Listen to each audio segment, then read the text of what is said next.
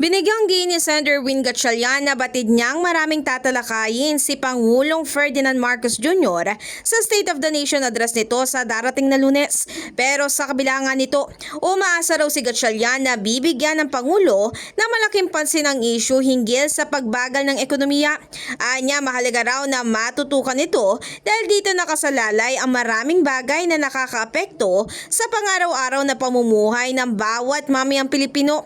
Pagpapaliwanag nga ni Gatchalian, tuwing bumabagal daw ang ekonomiya ay bumabagal din ang paglaban sa kahirapan. Very challenging itong year, no? Dahil ang dami ng mga analysts, rating agencies na downgrade yung ating economic growth.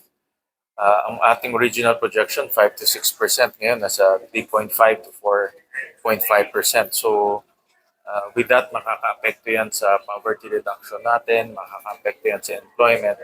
So, yan naman ang magiging thrust ng Senate at yan naman yung aking expectations sa SONA.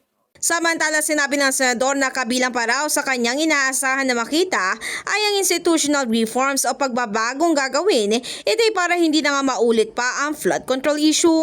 In the heart of changing lives, ako si Brigada Ann Cortas ng 105.1 Brigada News FM Manila, The Music News Authority.